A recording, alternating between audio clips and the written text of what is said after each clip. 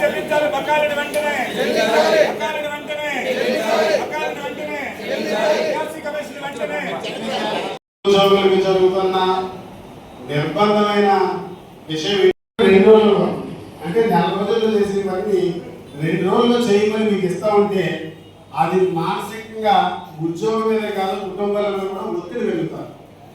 దాని మీద మనం ఆందోళన పడకండి. ఏపీజేఏసీ అమరావతి పక్షాన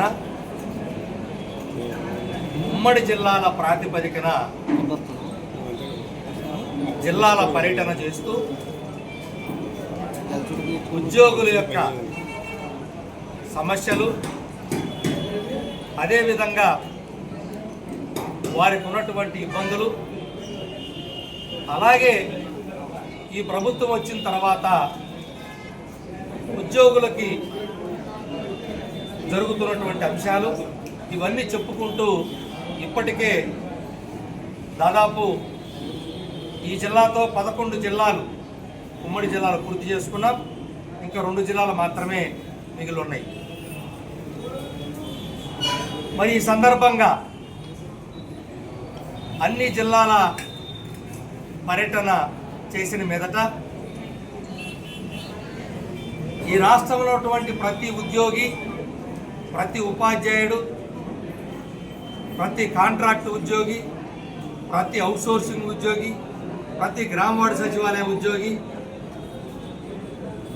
కోరుకునేటువంటి అంశము, ఎందుకు మనకి ఇంకా మనం కోరుకున్నటువంటి కూటమి ప్రభుత్వం వచ్చి కూడా సంవత్సరం దాటిపోయినా కూడా ఇంకా కనీసం పిఆర్సీ కమిషనర్ అంటే ఎలాంటి ఆర్థిక పరమైనటువంటి నష్టం ప్రభుత్వానికి లేకపోయినప్పటికీ కూడా కనీసం పిఆర్సీ కమిషన్ కూడా నియమించట్లేదు. ప్రభుత్వం ఎందుకు ఉద్యోగుల గురించి కనీసమైన ఆలోచించట్లేదు అనేటువంటి చర్చ విపరీతంగా ప్రతి ఉద్యోగి నుంచి వస్తున్నటువంటి మాట. దాదాపు 1/7/2023 నుంచి ఆర్థిక ప్రయోజనం రావాల్సినటువంటి ప్రతి ఉద్యోగి గత 2 సంవత్సరాలుగా తన ఆర్థిక ప్రయోజనాన్ని కోల్పోతున్నాడు ఈ ఆంధ్రప్రదేశ్ ఉద్యోగి. దానికి కారణం కేవలం ప్రభుత్వాలు ఏదైతే పిఆర్సీ కమిషనర్ని నియమించి సమయానికి నివేదిక తెప్పించుకోకపోవడం వల్ల, అదేవిధంగా కొన్ని దశాబ్దాలుగా ఉన్నటువంటి సాంప్రదాయం ప్రభుత్వం పోతూ పోతూ ఏ ప్రభుత్వం అయినా ఐఆర్ని నెక్స్ట్ వచ్చేటప్పుడు ఇంత ఐఆర్ ఇస్తామని చెప్తారు, లేదా కొత్త ప్రభుత్వం రాగానే ఇదిగో మేము ఇంత ఐఆర్ ఇస్తున్నాం ముందుగా, తర్వాత నివేదిక వచ్చినాక ఫిట్మెంట్ మాట్లాడుకుందామని చెప్తారు. అటువంటిది ఈ ప్రభుత్వం వచ్చి సంవత్సరం దాటినా కనీసం ఐఆర్ ప్రకటన లేదు. అదే తెలంగాణ ప్రభుత్వ ఉద్యోగి మా మీద ఈరోజు 5% ఐఆర్ తీసుకుంటూ గత 2 సంవత్సరాలుగా లబ్ధి పొందుతున్నాడు. కానీ మాకింతవరకు ఐఆర్ డిక్లేర్ చేయలేదు. మరి ప్రతి ఉద్యోగి తెలంగాణ ప్రభుత్వ ఉద్యోగి, ఎందుకంటే ఉమ్మడిగా కలిసి ఉన్నాం కాబట్టి పోల్చి చూసుకుంటే ప్రతి జనరల్గా పనిచేస్తుంది. ముఖ్యంగా మహిళా ఉద్యోగులకు సంబంధించి గౌరవ ముఖ్యమంత్రి గారు అడగకుండానే జీవోఎంఎస్ నెంబర్ 21ని ఇచ్చి 2 పిల్లల కంటే ఎక్కువ మంది పిల్లలు ఉన్న వాళ్ళకి ప్రసవ సెలవులు ఇస్తున్నారు. సంతోషం, అడగకుండానే ఇచ్చారు. అలాగే చైల్డ్ కేర్లు కేంద్ర ప్రభుత్వ ఉద్యోగులకు 2 సంవత్సరాలు ఉన్న చైల్డ్ కేర్లు, రాష్ట్ర ప్రభుత్వ ఉద్యోగులకు కూడా 2 సంవత్సరాలు ఇస్తే ఎవరైనా పిల్లలే కాబట్టి మా పిల్లల యొక్క సంరక్షణ గురించి కానీ మా పిల్లల యొక్క చదువుల గురించి కానీ ఉపయోగించుకునేదానికి అవకాశం ఉంటుందని చెప్పేసి మీ అందరినీ విజ్ఞప్తి చేస్తున్నాను. మహిళలకు ఎక్కువ ప్రాధాన్యతనిచ్చే ఈ గవర్నమెంట్లో మహిళా ఉద్యోగుల తరఫున కూడా మా యొక్క సమస్యలను పరిష్కరించాలని, మా యొక్క సంక్షేమం చూడాలని చెప్పేసి ఏపీజేఏసీ అమరావతి మహిళా పక్షాన్ని కోరుతున్నాను. కూటమి ప్రభుత్వం అధికారంలో రావాలని ఉద్యోగులంతా ముక్తకంఠంతో కోరుకోవడం జరిగింది. దానికి కారణం గత ప్రభుత్వ హయాంలో ఉద్యోగుల పట్ల ఇబ్బందులు కూడా ఈ ప్రభుత్వం వచ్చినాక తీరుతాయనే ఆలోచనతో కోరుకోవడం జరిగింది. ఇవాళ ప్రభుత్వ ఉద్యోగులు కానీ ఎవరైనా సరే ఇవాళ కొంతమ్మ కోరికలు కానీ కొత్త కోరికలు ఎవరూ అడగట్లే. గౌరవ ముఖ్యమంత్రి గారు ఏదైతే కూటమి నాయకులుగా మేనిఫెస్టో విడుదల చేసి ఉద్యోగుల సమస్యలు పరిష్కరిస్తామని ఏదైతే ఎన్నికల మేనిఫెస్టోలో హామీ ఇచ్చారో గత ప్రభుత్వం రివర్స్ పిఆర్సీని చేసింది. ఆ పిఆర్సీలు న్యాయం చేస్తామని హామీ ఇచ్చారు. అలాగే మీకు రావాల్సిన బకాయిలని చెల్లిస్తామని హామీ ఇచ్చారు. డిఏ బకాయిలను చెల్లిస్తాము, డిఏలు అప్డేట్ చేస్తామని హామీ ఇచ్చారు. మా ప్రభుత్వం వచ్చిన ఐఆర్ ఇస్తామని హామీ ఇచ్చారు. అవుట్సోర్సింగ్ ఉద్యోగుల సమస్యలు పరిష్కరిస్తామని, పెన్షనర్స్ సమస్యలు పరిష్కరిస్తామని కూడా హామీ ఇవ్వడం జరిగింది. అంటే ఇవాళ ఉద్యోగులు కోరుకుంటున్నటువంటి డిమాండ్స్ కొత్తగా మేమేం కోరుకోవట్లేదు. కానీ ఈ ప్రభుత్వం అనుకోవచ్చు గత ప్రభుత్వం సకాలంలో జీతాలు ఇవ్వలేదు, పెన్షన్లు ఇవ్వలేదు, మేమైతే సకాలం ఇస్తున్నామని చెప్పేసి. జీతాలు పెన్షన్లు అనేది మేము చేసిన పనికి నెలవారీ బత్యంగా ఇవ్వాల్సిన ఆవశ్యకత ఏ ప్రభుత్వానికి ఉంది. దానికి ఇస్తున్నారు, దానికి సంతోషం కాదనట్లే. కానీ తక్షణమే ఇవాళ ఉద్యోగుల నుంచి వస్తున్న ఒత్తిడి నాయకత్వంగా ఎక్కడ సమావేశాలు పెట్టినా సరే ఉద్యోగ సంఘ నాయకులుగా మీరేం చేస్తున్నారు, కావాల్సిన ఉద్యోగులు రావాల్సినటువంటి వేలాది రూపాయల బకాయిలు ఉంటే ఎప్పుడు పరిష్కరిస్తారని చెప్పేసి ఒత్తిడి చేస్తూ ఉన్నారు. దాంట్లో భాగంగానే ఇవాళ 11 జిల్లాల పర్యటనలో కూడా వస్తున్న ఒత్తిడిని ఎప్పటికప్పుడు ప్రభుత్వం దృష్టికి ఏపీజే అమరావతి ద్వారా సీఎంఓ ఆఫీస్కి తీసుకెళ్ళడం కూడా జరుగుతుంది. సమస్యలు అయితే మాత్రం ఆర్థికేతర సమస్యలు కానీ ఆర్థికపరమైన సమస్యలు కానీ పరిష్కారానికి ఇంతవరకు నోచుకోలేదు. ఉద్యోగులకు సంబంధించి ఏ ఒక్క సమావేశం కూడా పరిష్కారానికి ఎంతవరకు చొరవ చూపిన కారణంగా ఇవాళ రాష్ట్రంలో ఉద్యోగులు 14 నెలలు గడుస్తున్నప్పుడు కూడా ఎటువంటి ఉద్యోగులపై ప్రభుత్వం ఏమాత్రం దృష్టి పెట్టలేదనే ఒక అభిప్రాయంతో ఉన్నారు, అసంతృప్తితో ఉన్నారు. ఈ అసంతృప్తి ఉద్యమ బాట పట్టక ముందే గౌరవ ముఖ్యమంత్రి గారు చొరవ తీసుకొని ఇప్పటికే డిపార్ట్మెంట్ల వారిగా సమావేశాలు ఏర్పాటు చేశారు. సంతోషం. డిపార్ట్మెంట్ వారి సమస్యలు చేయడం అనేది ఏ డిపార్ట్మెంట్ వారి కోసం పరిష్కారం చేసినప్పుడు కూడా ఆర్థిక పరమైన అంశాలు పరిష్కారం కావాల్సిన ఆవశ్యకత ఉంది. ఇవాళ గత ప్రభుత్వ హయాంలో 24 నెలలు బకాయిలు పిఎల్సీ బకాయిలు ఉంటే ఇవాళ 2012 పిఆర్సీ సంబంధించి 23లో చేయాల్సింది ఇవాళ 2 సంవత్సరాల కాలం గడిచిపోయింది. ఇప్పుడు పిఆర్సీ కమిషన్ వేసిన 1 year పడుతుంది. అంటే ఈ బకాయిలన్నీ ఎప్పుడు వస్తాయని ఆందోళనతో ఉన్నారు. కాబట్టి తక్షణమే గౌరవ ముఖ్యమంత్రి గారు ఇచ్చిన హామీలను అమలు చేయాలి. అమలు చేయకపోతే ఈ నెల 23వ తారీఖున ఏపీజేఎస్ అమరావతి రాష్ట్ర కార్యవర్గంలో ఉద్యోగ సంఘాల నుంచి అలాగే అన్ని జిల్లాల నుంచి నాయకుల తీర్మానం మేరకు ఎటువంటి కార్యాచరణ ప్రకటించినా ఎటువంటి ఉద్యమం చేసినా దాని ప్రభుత్వ బాధ్యత వహించాల్సిన పరిస్థితి ఉంటుందని సందర్భంగా తెలియజేస్తూ ఈరోజు ఈ ఏలూరు జిల్లాలో వచ్చరికి 11వ జిల్లాలో వచ్చింది. అదే P4 అంశం ఈరోజు ఇక్కడ చర్చకు నడిచింది. అన్ని సంఘాల్లో ఉద్యోగులు కూడా చర్చకు తీసుకొచ్చారు. ప్రధానంగా దీనికి పూర్తిగా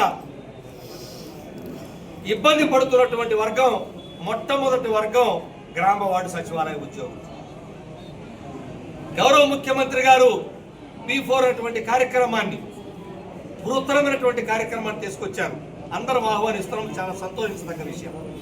ఎందుకంటే నిరుపేదల్ని గుర్తించి ధనికులు వాళ్ళకి సహాయం చేసేటువంటి గొప్ప కార్యక్రమం కాదనట్లేదు.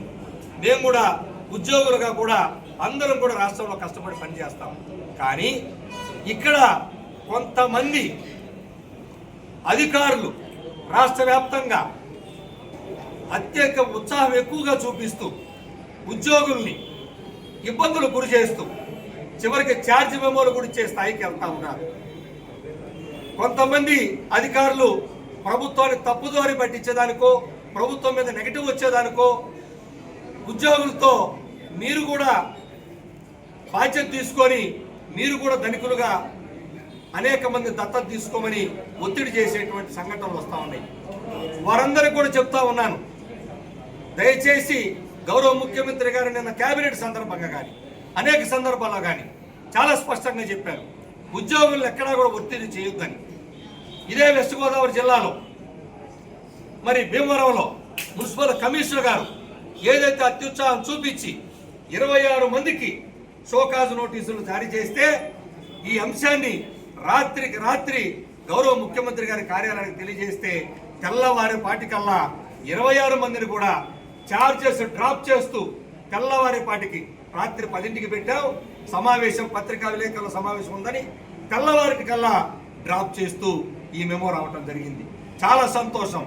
మేము కోరుకునేది ఇదే, ఉద్యోగులు గౌరవ ముఖ్యమంత్రి గారు చెప్పినటువంటి కార్యక్రమాన్ని నిర్వర్తించడానికి P4 విజయవంతం చేయడానికి అందరం సంతోషంగా ఉన్నాం.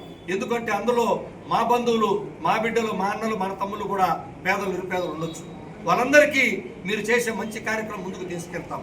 కానీ ప్రభుత్వం కూడా ఇలా అత్యుత్సాహం ప్రదర్శించి లేదా ప్రభుత్వానికి చెడ్డ పేరు తెచ్చుకొచ్చేటువంటి వాళ్ళని కూడా గమనిస్తూ ఉద్యోగుల్ని ఇబ్బందులు గురి చేయకుండా P4 కార్యక్రమాన్ని విజయవంతం చేసేదానికి ప్రభుత్వం కూడా ఇలాంటి వాళ్ళను కూడా ఆచితూచి చూడాలని చెప్పి, అదేవిధంగా ఉద్యోగులు కూడా ఎక్కడా కూడా ప్రభుత్వం ఒత్తిడి చేయట్లేదు.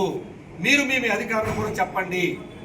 నచ్చిన వాళ్ళు ఎవరైతే ఉన్నారో వాళ్ళు వెళ్ళొచ్చు, ఎవరికైనా సహాయం చేయొచ్చు, ఎవరైనా దత్తత తీసుకోవచ్చు. కానీ ఇబ్బంది పెట్టో ఒత్తిడి చేసో చేయమని ప్రభుత్వం నుంచి ఎక్కడా కూడా ఆదేశాలు కానీ గౌరవ ముఖ్యమంత్రి కానీ చెప్పినటువంటి సందర్భం లేదని స్పష్టం చేస్తున్నాం. ఇందులో కేవలం వాళ్ళ స్వచ్ఛందంగా చేసేటువంటి కార్యక్రమాలు లేదా ఉద్యోగులుగా మనం అది విజయవంతం చేయడంలో మన విధి నిర్వహణలో భాగంగా పనిచేయడం తప్ప ఎలాంటి ఒత్తిడులు తీసుకురావద్దని ఉన్నతాధికారులు కూడా మీ ద్వారా తెలియజేస్తున్నాం.